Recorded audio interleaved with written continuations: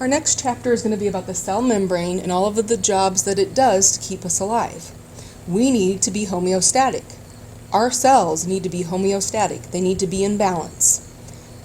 When our cells are in balance, we are healthy. When our cells are out of balance, we are not healthy or sick. The way our cells stay in balance is by letting things in and out of the cell membrane, things like salts, sugars, water, etc. The top picture that says plasma membrane, same thing as cell membrane, you can see it's made up of two layers. There's the top layer and the bottom layer. And it's made up of a layer of something called phospholipids. Most people will just call it a lipid. So the cell membrane is known as a lipid bilayer, bi meaning two. So what that means is it's two layers of lipids. Here is a lipid. All lipids have a head and a tail. The heads are known as being polar, and the tails are nonpolar. Polar usually means it likes water.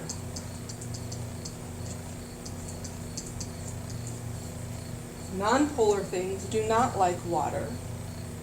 And it's this reason why the cell membrane is actually two layers. We're going to talk about that in a little bit. So the cell membrane is made up of two layers of lipids, and then embedded in these lipids, or in between these lipids, are something called protein channels. And the protein channels would be this green section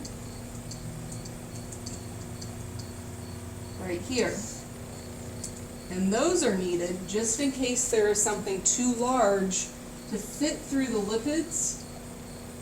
If it's too large to go through there, it has to go through these protein channels. I sometimes call them protein tunnels because that's what they're doing. They're tunneling things in and out of the cell. As you can see, this says outside, so that means that's outside of the cell. That's inside of the cell. When they mean outside of the cell, there would be one cell sitting right next to it.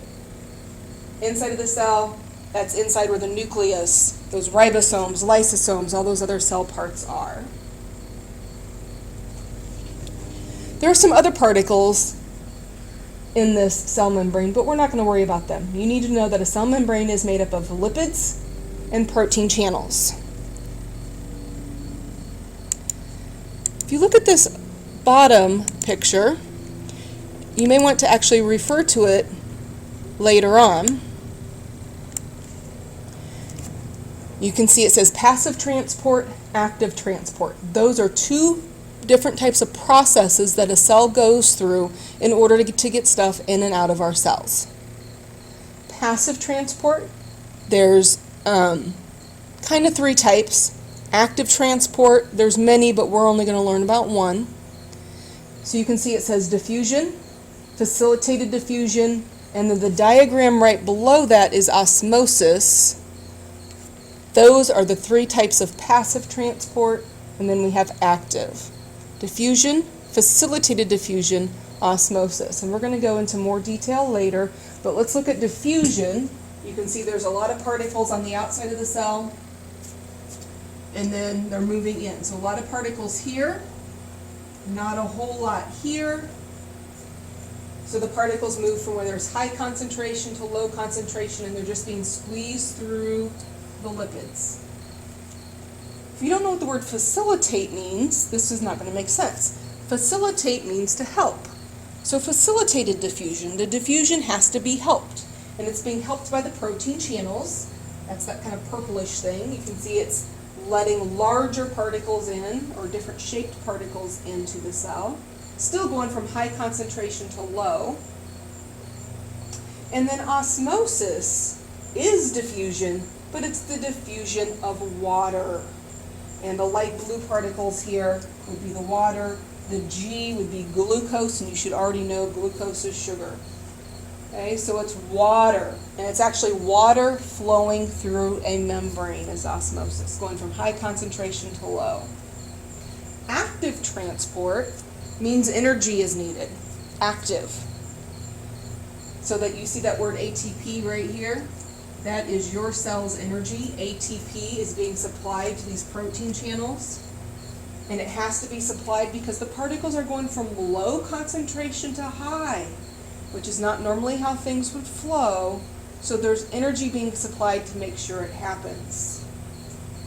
Facilitated diffusion. Let me clear the screen.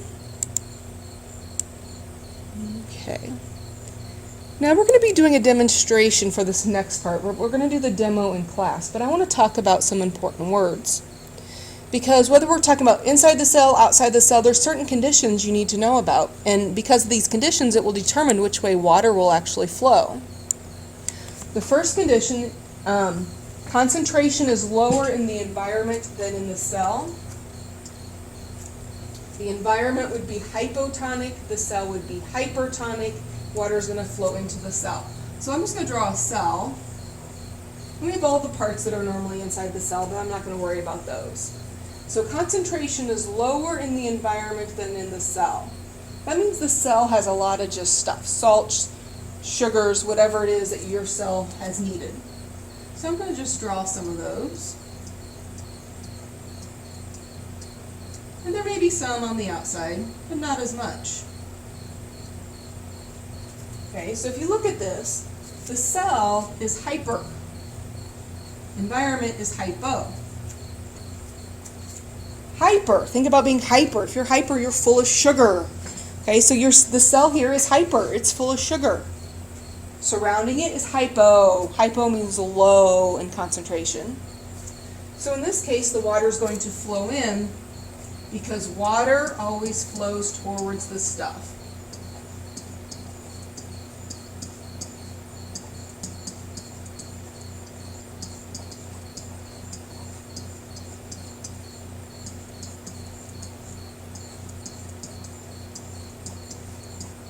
Whether it's sugar, maybe salt, the stuff could be a variety of different things. So the water always flows towards the stuff. Okay, let's look at condition 2. Solute concentration is higher in the environment than in the cell. Now the environment is hyper, the cell is hypo, water flows out. So let's draw our cell again. It's going to have some stuff. But if we look on the outside, that solute concentration is very high. And water is going to flow where there's a lot of stuff.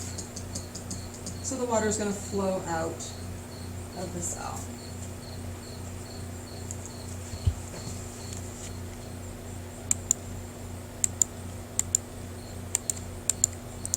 Okay, then we have the last condition. This time the solute concentration in the environment is equal to the cell. This is known as being isotonic. If you think what iso means, an isosceles triangle, two sides are the same. Well, we have two sides being the same, the inside and the outside. It's the same, so water is going to flow in and out equally. It's not that the water is not flowing, it's flowing in and out equally. Well, then here I've given you some good definitions for these new vocabulary words. As always, though, you can always go to Quizlet. These words would be on Quizlet. So we have hypertonic. Again, think of someone being hyper full of sugar. Hypertonic, the area that has the most concentration of solute. Hypotonic, area that has the least concentration of solute. Isotonic, it's where it's equal. Solute is the substance being dissolved, like sugar. Solvent usually does the dissolving. A lot of times it's just water. Okay, cell membrane, and its processes. I mentioned this before, to remain alive and function properly, your cells come together to make your tissues, which make your organs, to make you. You must maintain a balance within the environment. They maintain this balance or homeostasis by controlling what goes in and out. The cell membrane allows some in, some things out, not everything. So it's known as a selectively permeable or semi-permeable membrane, because not everything can go in and out. It selects. I've already mentioned how it's composed of 2 layers. Each layer is made up of a sheet of lipids, so it's sometimes called the bilipid layer. And there are proteins embedded in this bilipid layer. And I could just go ahead and draw a quick picture because you may have to draw a picture on some worksheet. So we have our heads facing out, our tails facing in. We need 2 layers. There's our lipid, the heads, the tails. And then we're going to put some protein channels in here. And we'll add a couple more heads and tails. Okay. 2 layers of lipids, proteins embedded. I said heads face away from each other. They are polar. They like water. Tails face each other. They're non-polar. If you don't already know, we are 70% water. Polar things like water. So the heads are facing away from each other so they can be in water. Tails are facing towards each other so they can stay away from water. By touching each other, they're not in water. Polar substances attract water, non-polar tend to avoid water. Our body is 71% water. Again, I'll be doing another demo in class to sort of verify that you know this.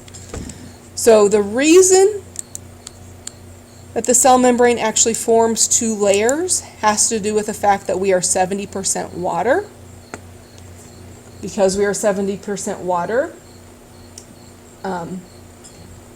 it's forcing the tails to touch each other, keeping them away from the water, and that's forcing it to be a double layer, which is a good thing because that makes it stronger. So as a result, lipids and water are found in a double layer pattern. Heads are polar, they like the water. Tails are not non-polar, they don't like water. So by the tails facing each other to get out of the water, it's forcing this to be a 2-layered cell membrane. And again, good thing, making it stronger than what it would be if it was just a 1-layered. If we were not 70% water, this process probably wouldn't happen, and then the cell membrane wouldn't be as strong.